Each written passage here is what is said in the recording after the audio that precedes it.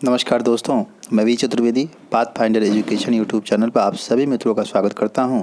मित्रों, आपसे निवेदन है, हमारे चैनल पर आप प्रथम बार हैं तो हमारे चैनल को लाइक करें, शेयर करें, सब्सक्राइब करें तथा बेल आइकन भी दबा लें, जिससे शिक्षा जगत संबंधित जो भी महत्वपूर्ण अपडेट हो हमारे चैनल के माध्यम से शीघ्र आपको प्राप्त हो सके। जैसा कि आज कुछ महत्वपूर्ण सूचनाओं पर हम आप बात करेंगे, साथ ही साथ शिक्षा जगत की कुछ और सूचनाएँ भी देखेंगे। देखिए, बेसिक शिक्षा विभाग की तरफ से एक देखिए छत्तीसगढ़ से गतिमान भर्ती, जिसमें अभी तक कुछ दिन पहले बीएड को अलग करते हुए सरकार ने लिस्ट जारी की थी और कल से काउंसलिंग होनी थी, लेकिन हाईकोर्ट ने बीएड वालों को बाहर कर दिया था। पर आज सुबह छत्तीसगढ़ के साथियों द्वारा एक विशेष योजित याचिका की सुनवाई के लिए सुप्रीम कोर्ट से चीफ जस्टिस जी द्वारा 3 जजों के बेंच को मामला ट्रांसफ़र किया गया, जिस पर सुनवाई के दौरान बेंच ने कहा कोई भी फैसला आप किसी भी कीमत पर रेट्रोस्पेक्टिव लागू नहीं कर सकते, और यह कहते हुए छत्तीसगढ़ राज्य सरकार को नोटिस दे दिया गया। यानी अब बीएड इसमें काउंसलिंग करा पाएगा।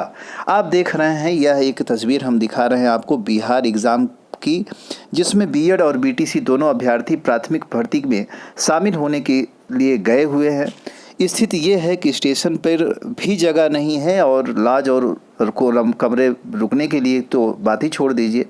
इन लड़कों के भविष्य के साथ, इन विद्यार्थियों के भविष्य के साथ खेलने का किसी को अधिकार नहीं है। किंतु जब भी बात आती है बीएड या बीटीसी की, तो इनको लड़ा दिया जाता है। दोनों को सिर्फ नौकरी चाहिए, दोनों एक दूसरे के विरोधी नहीं है, दोनों को सिर्फ नौकरी चाहिए, लेकिन नौकरी इनके पास नहीं है। प्रदेश सरकार नौकरी तो दे नहीं पा रही है, कहीं ना कहीं इन दोनों को उलझा दे रही है।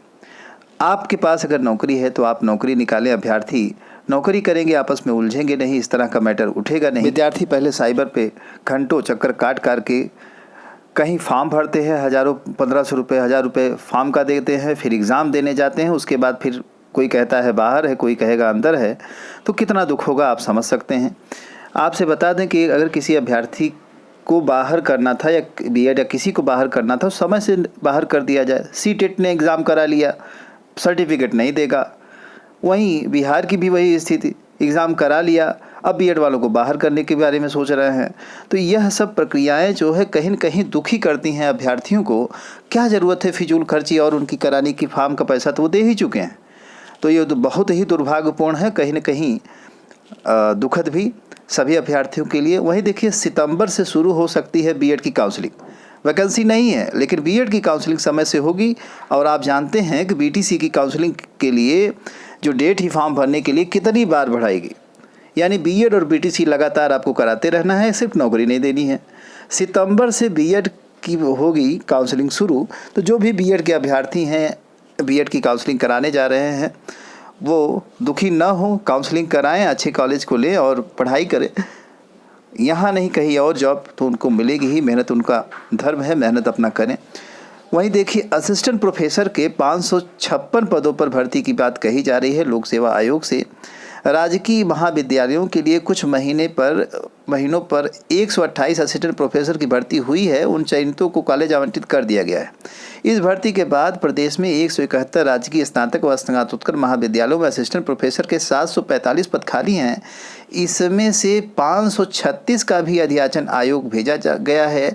बाकी 389 रिक्त पदों पर भर्ती प्रक्रिया फिर से शुरू होने की बात कही जा रही है। तो ये एक अच्छी खबर है जो भी नेट क्वालिफाइड अभ्यर्थी हैं उनके लिए, कि यह वैकेंसी आपको मिल सकती है नए आयोग से भी, और हो सकता है लोक सेवा आयोग कराए तो लोक सेवा आयोग से।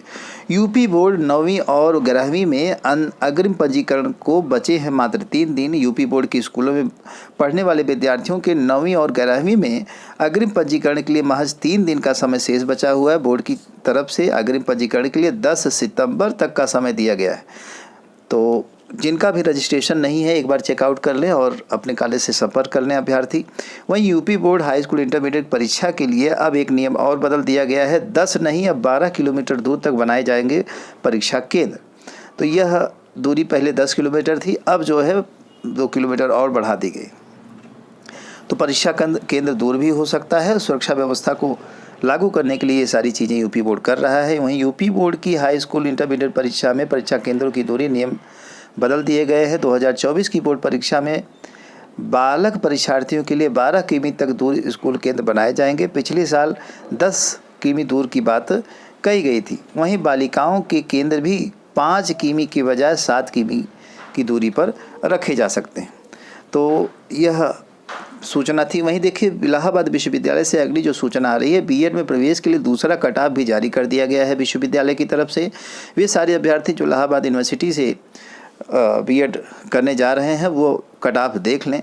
वहीं देखिए, दिया गया है बीएड में अनारक्षित वर्ग 566 या इससे अधिक अंक पाने वाले शुक्रवार से ऑनलाइन काउंसलिंग में शामिल हो सकेंगे। वहीं बीएससी में ओबीसी वर्ग के 375 या इससे अधिक पाने वाले अभ्यर्थी शामिल हो सकेंगे। तो जो भी अभ्यर्थी हैं इसको देख लीजिए। आज एक अच्छी सूचना यह भी है मित्रों कि G20 की सदस्यों की जो सम्मेलन है वो शुरू हो रहा है भारत में। 2008 में शुरू हुआ यह G20 संगठन पहली बार भारत में मेजबानी कर रहा है। 18वीं जो यह बैठक है वो होगी, जिसमें 20 देशों के जो सदस्यगण है वो शामिल होंगे, जैसा कि मैंने स्क्रीन पे आपको दिखाया भी। वहीं लॉ ग्रेजुएट जो भी अभ्यर्थी हैं, बार काउंसिल ऑफ इंडिया की तरफ से AIBE का जो एग्ज़ाम है उसके लिए शेड्यूलिंग जारी की गई है और आप सभी इसमें फॉर्म भर सकते हैं। तो जो ग्रेजुएट हैं लॉ से और फॉर्म इनका डाल सकते हैं, आप देख लीजिए। और इसको पास करने के बाद ही आप अथराइज होते हैं जो है ऑल ओवर इंडिया की तरफ से, बार काउंसिलिंग ऑफ इंडिया की तरफ से। तो आप इसको देख लीजिए। अक्टूबर 29 जो है इसकी एग्ज़ाम डेट निर्धारित की गई है, जैसा कि इसमें शेड्यूल किया गया है। तो आप इसमें फॉर्म भर सकते हैं। इन्हीं सारी महत्वपूर्ण अपडेट्स के साथ सूचना सुनने के लिए आप सभी मित्रों का बहुत बहुत धन्यवाद। Thank you very much.